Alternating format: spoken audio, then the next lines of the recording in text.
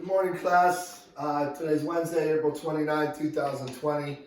I'm going to re-go over your homework from the other day on volume of a rectangular prism. There were some questions about the exit ticket. You weren't supposed to put in the measurement like centimeters cubed, and some of you did, and it marked the questions wrong. We are not going to count that exit ticket. So we're going to start this over. I'm going to go over the homework that you had the other day as a review, and then we'll redo the exit ticket on Thursday, I think. All right, anyway, so rectangular prism. It's a three-dimensional shape. It'll give you three measurements. All you got to do is multiply the three measurements. The formula for a volume of a rectangular prism is length times width times height. All right? It don't matter what order you put these in, even though you might not be able to identify which is the length, which is the width, and which is the height. In your case, this is lucky because all you need to do is multiply the three numbers together, and multiplication is commutative, so it doesn't matter. So let's see. This is the height. That's the width, and that is the length. So 4 times 2 times 3. And like I said, if you don't know what order these in are, no matter what order you multiply these, it's going to come out to the same. So 4 times 2 is 8. 8 times 3 is 24. And this is where we had a problem on the exit ticket when you guys entered feet cubed. It wasn't giving you the answer right. It only wanted the number. You guys have to follow directions. All right, so that would be problem 1 on your homework from the other day. Okay. The next one was an actual cube. Wasn't even a rectangular prism. Same formula applies though. How do I know this is a cube? Well, all the sides are equal. There was a 4 here, 4 inches here. There was a 4 inches here, and there was a 4 inches here. There's no way you can mess this up regardless. It's 4 times 4 times 4. 4 times 4 is 16. 16 times 4 is 64. And that would be inches cubed. Remember, volume is cubed. All right. That was question 2 on the homework. Hopefully you guys are watching these videos because they're going to help you understand what you're supposed to do. Then we had a really long rectangular prism. It was like way out here. I don't even know if I can draw it. It looked like that. There was 5 yards here, 20 yards here, and 5 yards here. Length, 20. Width and height both the same, or width and height both the same. So 20 times 5 is 100. 100 times 5 is 500. This rectangular prism is 500 yards cubed. All right, that was an easy one. And then finally, they gave you a little trickier one with decimals in it. Kind of a weird shape. I'm not the best artist, but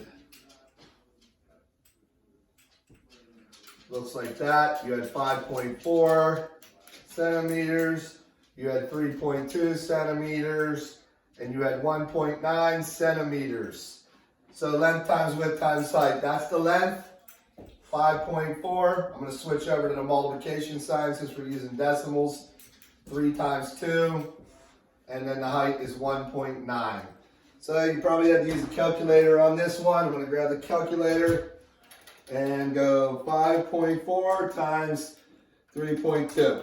That comes to 17.28 times 1.9. Came to 32.83, we'll call it, centimeters cubed. And that's all you need to do for volume of a rectangular prism is multiply the three numbers together. It can't get any easier. All right, just remember, I know that you guys tried to do the right thing and for my lesson and put the cubes down, but you didn't follow the directions Ms. Galt sent out where it said, do not put the unit of measurement in, just the number. All right, but that's okay. We're going to redo that exit ticket. The exit ticket that you took Tuesday will not count. We'll redo it. All right, so what else do we have to do? We also have a review of multiplying decimals, and you had 5 homework problems there. 7.2 times 2.1. Remember, when multiplying decimals, they will not line up. These two just happen to line up because they're the same. But that's not what you do. You don't bring the decimal down. You count over. 1 times 2 is 2. 1 times 7 is 7. Put a 0 here. 2 times 2 is 4. 2 times 7 is 14. Plus 1 is 15. Add them up. Count from here. It goes over 1.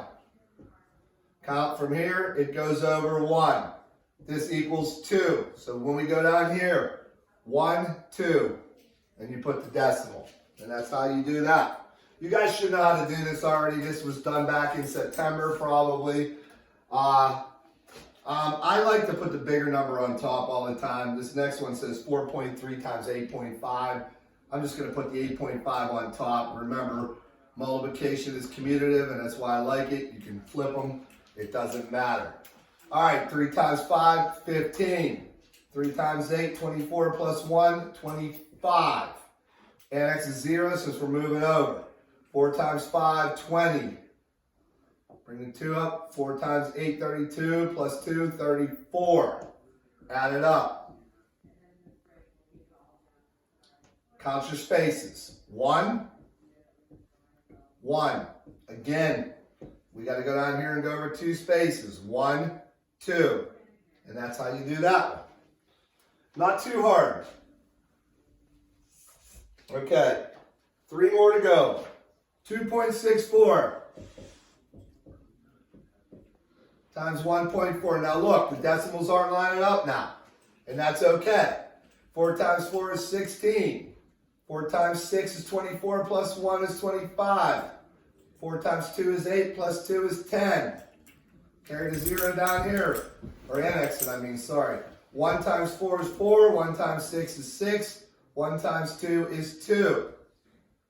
Add them up. 6, 9, 6, 3. How many spaces? 1, 2 up here.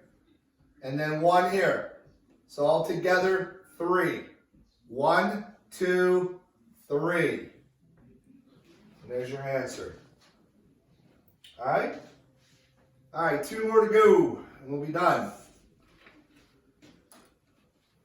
14.23. I'm going over your homework pages from the other day. If you're wondering where I'm getting these from, these should look familiar to you. 8.21. It's a little bigger of a problem.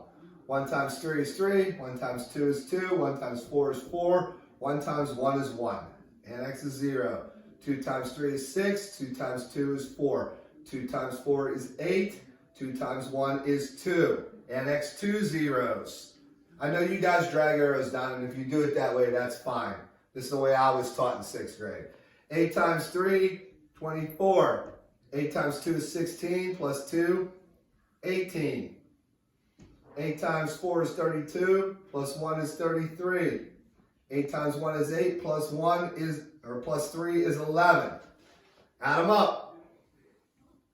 3, 8, 12, 8, 9, 10, 18, 6, 1, 1. All right, 1, 2. 1, 2. We got to move 4 spaces down below. 1, 2, 3, 4. And there's your answer. All right, that was a longer one. Last one in your homework.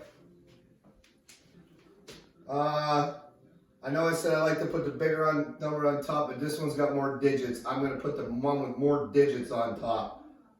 Well, actually, no, that's not right. Forget what I said. They both had the same amount of digits. It's just that the decimals are in different places.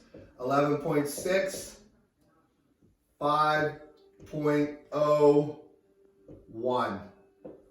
1 times 6, 6. 1 times 1, 1. 1 times 1, 1. This one's got a tricky one. It's got some zeros in it. Annex is 0. 0 times 6, 0. 0 times 1, 0. 0 times 1, 0. There's all zeros there. All right, well, that's okay. I'm just going to leave it like that. I'm going to take 2 zeros down here. 5 times 6 is 30.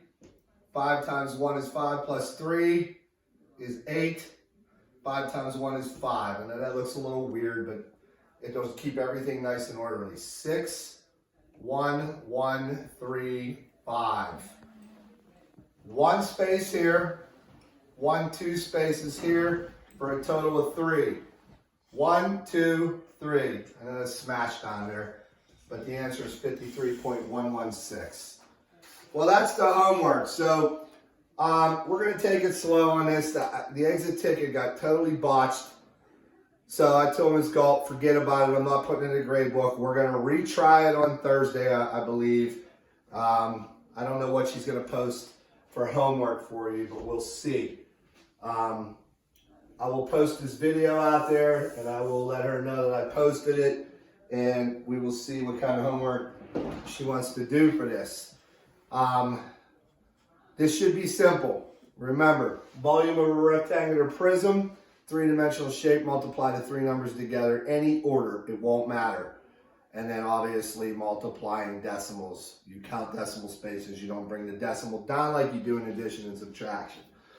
All right, that's it. A little bit of a review. We'll take it easy on this stuff because there's some harder stuff that I'm contemplating giving right now. So let's just get through the week with this stuff and we'll see how it goes. All right, I will post this to your stream and classroom. Please read instructions. Please read all the words that we write in the stream, all the instructions. It'll be helpful. We get way too many requests from you guys about things that are already posted out there. If you just read before you answer, it'll cut down on the volume of emails and questions that we get. There's just way too many of them. All right? Okay. Well, good luck with this again, and I will let Ms. Galt know I posted it, and we'll see if she posts something else for you to do. Okay. Have a good night. Bye.